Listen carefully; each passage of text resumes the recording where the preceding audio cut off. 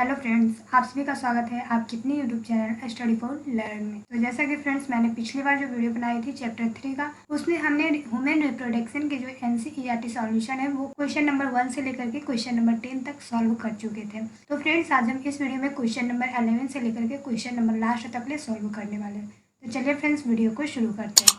Video शुरू करने से पहले फ्रेंड्स जो लोग चैनल पर नए हैं और चैनल को सब्सक्राइब नहीं किए हैं, चैनल को सब्सक्राइब कर दो, नोटिफिकेशन बेल को ऑन कर दें ताकि इसी प्रकार का कोई भी लेटेस्ट अपडेट नोटिस है वो आप तक पहुंच सके। और फ्रेंड्स आप लोगों के कोई भी कमेंट्स हो, किसी भी प्रकार के कमेंट्स हो, तो आप मुझे कमेंट करके के पूछ सकते हैं। चैप्टर 3 ह्यूमन रिप्रोडक्शन में है, जो कि टोटल क्वेश्चन नंबर 21 है। तो मैंने पिछले वीडियो में क्वेश्चन नंबर 1 से लेकर के क्वेश्चन नंबर 10 तक कंप्लीट किए थे। तो इस वीडियो में है जो कि क्वेश्चन नंबर 11 से लेकर के क्वेश्चन नंबर 21 तक सॉल्व करते हैं। तो फ्रेंड्स यहाँ पे क्वेश्चन नंबर 11 कह रहा है what are the major functions of accessory ducts and glands. तो क्वेश्चन नंबर 11 यहाँ पे कहता है पुरुष की सहायक नलिकाओं एवं ग्रंथियों के प्रमुख कार्य क्या है। तो यहाँ पे आंसर हो गया the male accessory ducts are vasa, efferentia, epididymis, vas deferens and retestis. They are play an important role in the transport and temporary storage of sperms. On the contrary, male accessory glands are seminal vesicles, prostate glands, and volvulateral glands. These glands secrete fluids that lubricate the reproductive system and sperm. The sperms get dispersed in the fluid which make their transportations into the female body easier. The fluid is rich in fructose, ascorbic acid, and certain enzymes. They also provide nutrients and activate the sperm.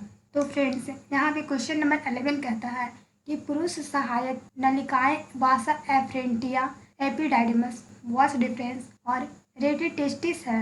वे जो है वो शुक्राणुओं के परिवहन और अस्थायी भंडारण में महत्वपूर्ण भूमिका निभाते हैं। इसी के विपरीत नर जो सहायक है वो ग्रंथियां वीर्य पुटिका, प्रोस्टेट ग्रंथियां और वेल्वेट्रॉल ग्रंथियां हैं। ये ग्रंथियां हैं जो कि तरल पदार्थ स्रावित करते हैं, जो प्रजनन प्रणाली और शुक्राणुओं को चिकनाई देते हैं। शुक्राणुओं का फैलाव होता है और द्रव में जो महिला इस शरीर में उनके परिवहन को आसान बनाता है। द्रव में समृद्ध है फ्रुक्टोज, एस्कॉर्बिक एसिड एंड कुछ एंजाइम। वे पोषक तत्व भी प्रदान करते हैं और सक्रिय करते हैं शुक्राणु को। नेक्स्ट क्वेश्चन है क्वेश्चन नंबर 12। क्वेश्चन नंबर 12 कहता है what is oogenesis? Give a brief accounts of oogenesis। अंड जनन क्या है और अंड जनन की संक्षिप्त व्याख्या करें। oogenesis is the process of the formation of a mature ovum from the oogenia in females. It takes place in the ovaries during oogenesis. A diploid oogenium or egg mother cell increases in size and gets transformed into a diploid primary oocyte. This diploid primary oocyte undergoes first mitotic division, meiosis first, or reductional division to form two unequal haploid cells. The smaller cell is known as the first polar body, while the larger cell is known as the secondary oocyte. This secondary oocyte undergoes second mitotic division, meiosis second, or equatorial division, and gives rise to a second polar body and ovum. Hence, in the process of oogenesis, a diploid oogenium produces a single haploid ovum while 2 or 3 polar bodies are produced. तो question number 12 यहाँ पे कहता है कि oogenesis महिलाओं में oogonia से एक परिपक्व डिंब के निर्माण की प्रक्रिया है। ये तो अंडाशय में होता है। oogenesis के दौरान एक द्विगुणित ओगेनियम या अंडमाणित कोशिका बढ़ जाती है, आकार में और द्विगुणित प्राथमिक अंडाणु में परिवर्तित हो जाता है। यह द्विगुणित प्राथमिक oocyte पहले और अर्धसूत्रीय विभाजन से गुजरता है, यानी कि अर्धसूत्रीय विभाजन या न्यूनीकरण विभाजन दो असमान बनाने के लिए अगुणित कोशिकाएं छोटी कोशिकाओं को पहले ध्रुवीय पिंड के रूप में जाना जाता है, जबकि बड़ी कोशिका को जाना जाता है माध्यमिक oocyte के रूप में। यहाँ पे आप लोगों को ध्यान में रखना है फ्रेंड्स। यहाँ पे कहता है कि छोटी कोशिका को पहले ध्रुवीय पिंड के रूप में जाना जाता है, जबकि बड़ी कोशिका को जाना जाता है माध्यमिक ओसाइट के रूप में। यह द्वितीयक अंडाणु दूसरे अर्धसूची विभाजन अर्थात अर्धसूची विभाजन से गुजरता है। यह समीकरण विभाजन और एक दूसरे ध्रुवीय शरीर और एक डिंब को जन्म देता है। इसलिए इसमें अंडजनन की प्रक्रिया एक द्विगुणित ओवोनियम एक एकल अगुणित डिंब का उत्पादन करता है, जबकि 2 या 3 ध्रुवीय निकायों का निर्माण होता है। तो यहाँ पे देखिए, यहाँ फिगर दिया गया है। ओजिनेसिस हुआ, यहाँ पे ओगिनियम प्राइमरी ओसाइट हुआ, मियोसिस फर्स्ट हुआ, मियोसिस फर्स्ट से यहाँ पे सेकेंडरी ओसाइट हुआ, यहाँ पे पोलर बॉडी हुआ, फिर यहाँ पे सेकेंडरी ओसाइट से यहाँ पे देखिए मियोसिस से सेकेंड मियोसिस हुआ, फिर यहाँ ओवम, फिर इसमें पोलर बॉडी। इसी प्रकार से यहाँ पे मैच्योर एग सेल हुआ। ये हो गया ओजिनेसिस का process. Now question number 13। Question number 13 कहता है draw a labelled diagram of a section through ovary. ये क्वेश्चन है जो कि आप लोग के बोर्ड एग्जाम में अक्सर पूछे जाते हैं। तो यहाँ पे देखिए, आप लोगों के क्वेश्चन नंबर 3 में है जो कि डायग्राम बनाना है। तो आप डायग्राम यहाँ पे देख करके बना सकते हैं। आप लोगों के एनसीईआरटी बुक में अवेलेबल है, आप वहाँ से भी देख करके बना सकते हैं। इसी प्रकार से यहाँ पे देखिए दिया गया है। तो ये जो है ट्रांसवर्स सेक्शन ऑफ ओवरी है, उसी का ये डायग्राम है। क्वेश्चन नंबर 14 कहता है ड्रॉ अ लेवल diagram of a Graafian follicle. Graafian follicle को हम लोग हिंदी में ग्राफी पुटक के नाम से जानते हैं। तो इसे आप ग्राफी पुटक भी कह सकते हैं या फिर तो गैरिफियन फॉलिकल भी कह सकते हैं। तो उसी का डायग्राम यहाँ पे निम्नांकित आलेख्य बनाना है। तो यहाँ पे क्वेश्चन नंबर 14 में है जो कि फिगर देखिए यहाँ पे दिया गया है स्ट्रक्चर ऑफ द गैरिफियन फॉलिकल। ये भी आप लोगों के एनसीईआरटी बुक में आसानी से अवेलेबल है, तो आप वहाँ से अच्छी तरह से इसके बारे में अधिक जानकारी भी प्राप्त कर सकते हैं। Now question number 15। Question number 15 कहता है name the functions of the flowing. तो यहाँ पे है जो कि कॉर्पस इलिक्टम, एंडोमेट्रियम, एक्रोजोम, स्पर्मटेल, फिम्ब्राइन, इन सभी का जो है क्या क्या उनका फंक्शन है उसी के बारे में बताना है। तो नंबर 1 में है corpus luteum. Corpus luteum is formed from the ruptured Graafian follicle. It secretes progesterone hormone during the luteal phase of the menstrual cycle. A high level of progesterone inhibits the secretions of FSH and LH, thereby preventing ovulation. It also allows the endometrium of the uterus to proliferate and to prepare itself for implantation. तो यहाँ पे कहता है कि corpus luteum टूटे हुए ग्रैफियन कूप से बनता है। यह प्रोजेस्टेरोन हार्मोन को सार्वृत करता है। मासिक धर्म चक्र के ल्यूटिकल चरण के दौरान प्रोजेस्टेरोन का एक उच्च स्तर रोकता है FSH और LH का स्राव, जिससे ओव्यूलेशन का रोका जा सके।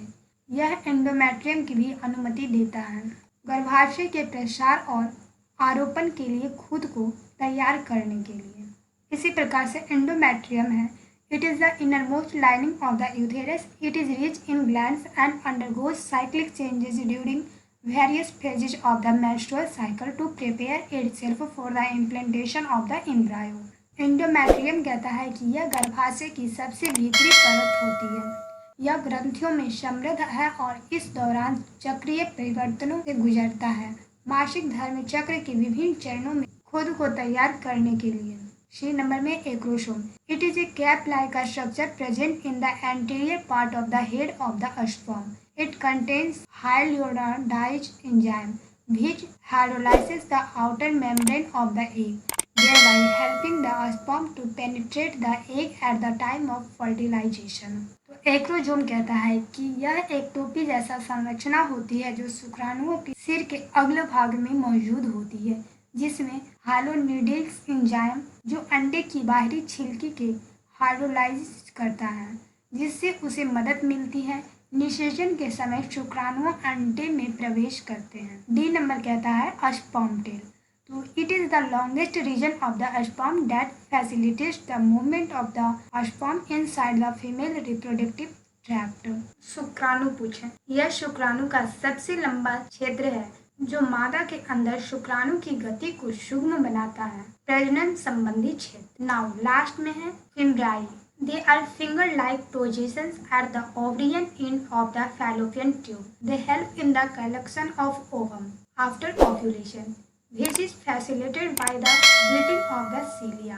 तो फिम्ब्रिया कहता है कि ये जो है एक वे फैलोपियन ट्यूब के डिम ग्रंथि के उंगली की तरह के अनुमान है।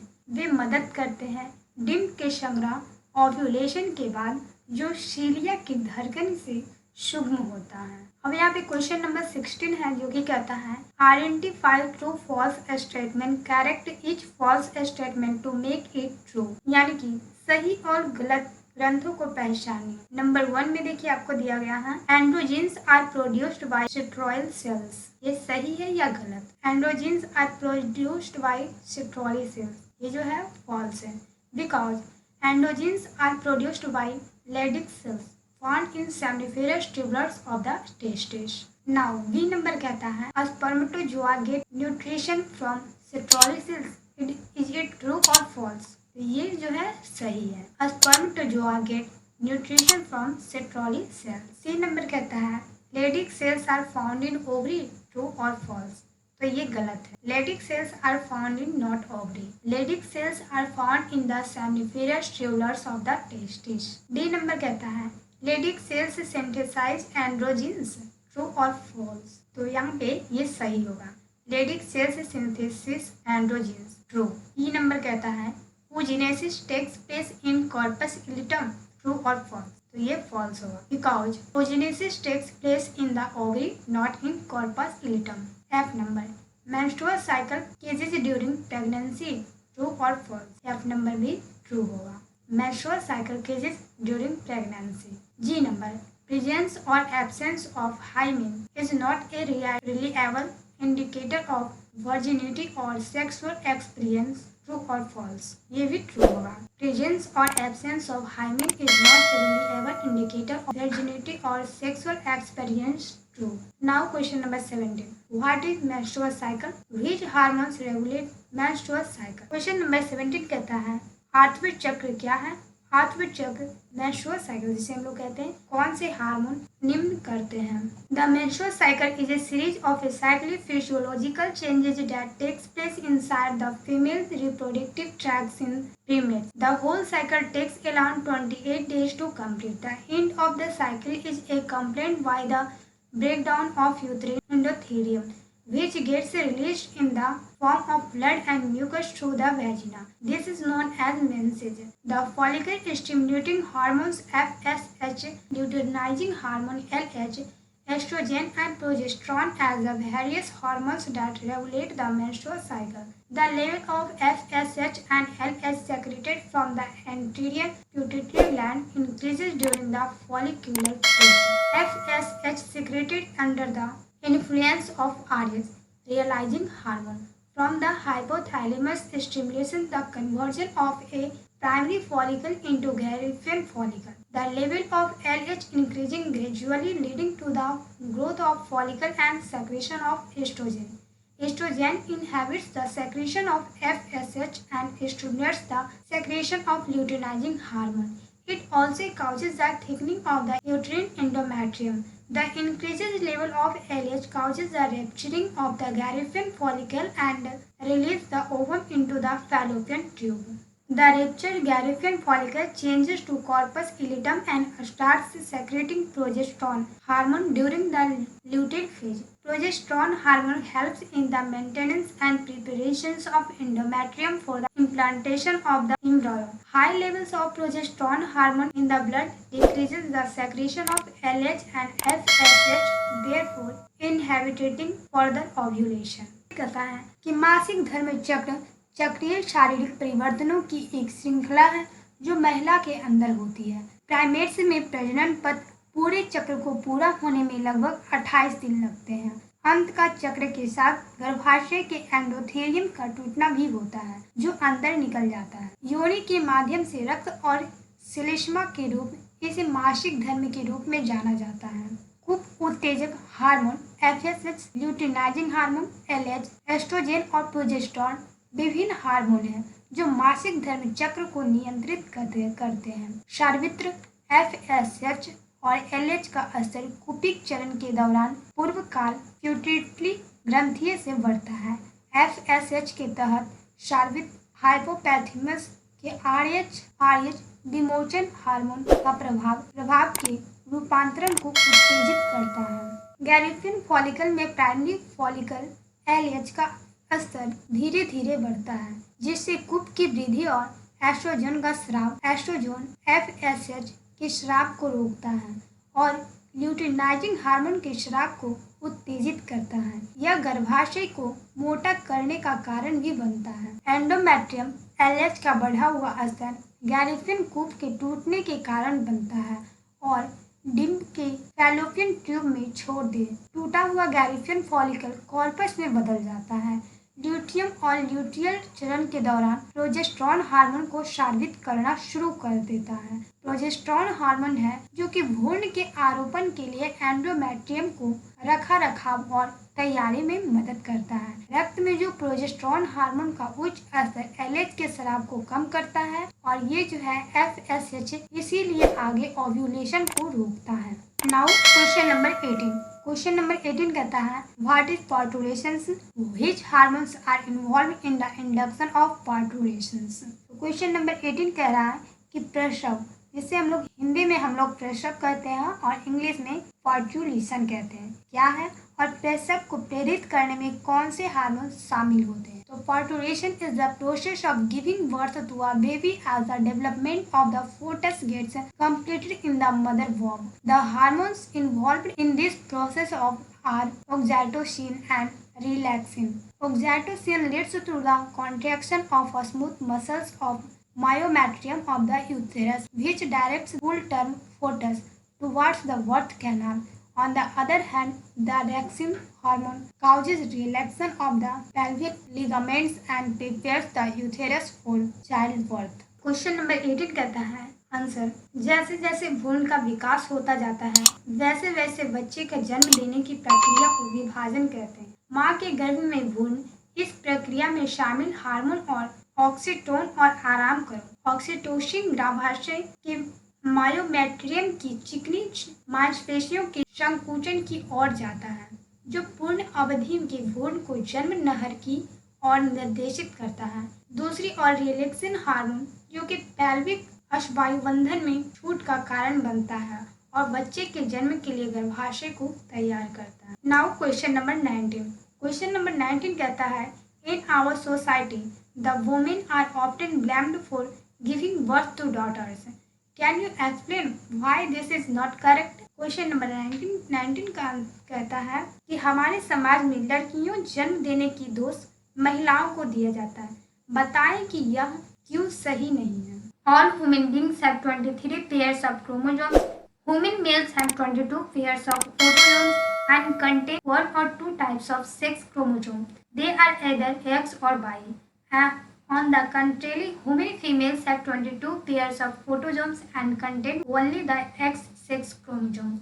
The sex of an individual is determined by the type of the male gametes X or Y, which fuses with the X chromosome containing egg cells of the female. If the fertilizing sperm contains X, then the baby will be a girl, and if it contains Y, then the baby will be a boy. Hence, it is incorrect to blame a woman for the gender of the child. Question number 19 का answer कहता है कि सभी मनुष्यों में 23 जोड़े गुणसूत्र होते हैं।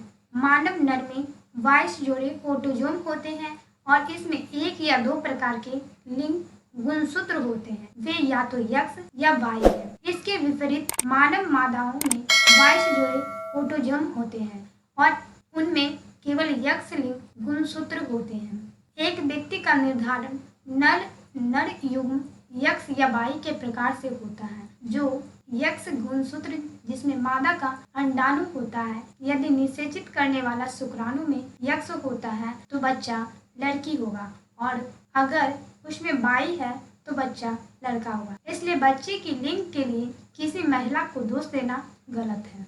Now question number 20। Question number 20 कहता है how many eggs are release by a human ovary in a month. How many eggs do you think would have been released if the mother had given birth to identical twins. Would you answer change if the twins one were paternal. Question number 20 कहता है एक माह में मानव अंडाशय से कितने अंडे मोचित होते हैं? यदि माता ने समरूप जुड़वा बच्चे को जन्म दिया है तो आप क्या सोचते हैं कि कितने अंडे मोचित हुए होंगे? क्या आपका उत्तर बदलेगा यदि जन्मे हुए जुड़वे बच्चे ड्यू अंडज यमज थे? तो क्वेश्चन नंबर 20 का आंसर हो गया an ovary releases an egg every month. When two babies are produced in succession, they are called twins. Generally, twins are produced from a single egg by the separation of early blastomeres, resulting from the first zygotic cleavage. As a result, the young ones formed will have the same genetic makeup and are thus called identical twins.